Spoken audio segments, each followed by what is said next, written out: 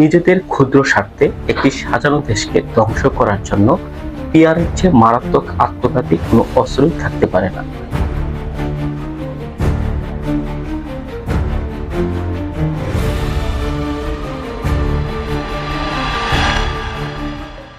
আমি অ্যাডভোকেট শরীফ আহমেদ, ব্রাহ্মণবাড়িয়া জেলা ও দায়রা জজ কোর্ট, ব্রাহ্মণবাড়িয়া। আসুন আজকে আলাপ করি পিয়ার কি।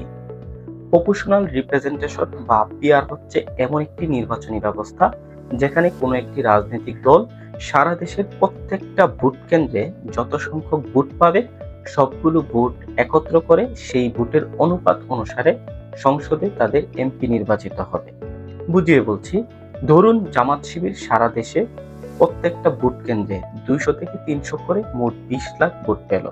এখন আগের মতো আসন ভিত্তিক ফল ঘোষণা না করে একত্রে এই 20 লাখ ভোটের অনুপাত অনুসারে সংসদে তাদেরকে 6 থেকে 7টি আসন দেওয়া হলো। এটাই হলো পিয়ার পদ্ধতি।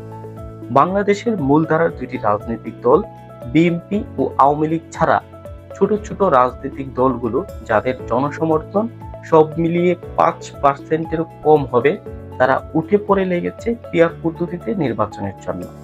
পিয়ার পদ্ধতি তৃতীয় বিশ্বের জন্য একটি অভিশাপ স্বরূপ পদ্ধতি এবং বাংলাদেশকে ধ্বংস করার জন্য এই পদ্ধতি যথেষ্ট।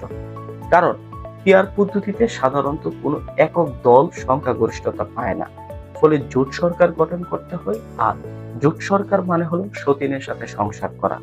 আমাদের মতো তৃতীয় বিশ্বে পিয়ার পদ্ধতিতে নির্বাচন হলে এই সরকার 1 বছরও টিকবে না, দেশ অস্থিতিশীল হয়ে যাবে।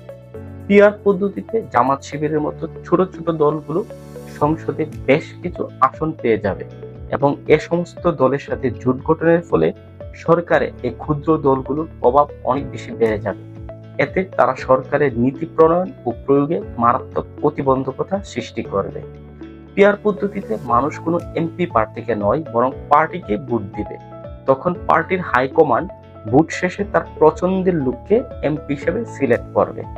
পিয়ার পদ্ধতিতে আপনি যাকে ভোট দিয়ে এমপি বানাতে চান তাকে এমপি বানানোর সম্ভাবনা খুবই কম।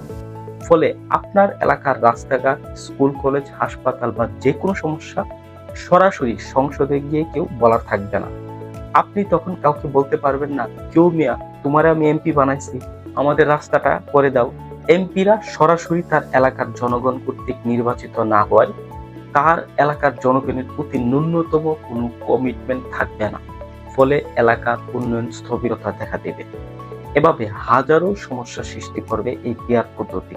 তাই দেশের স্বার্থে, নিজেদের স্বার্থে পিয়ার পদ্ধতিকে না বলো।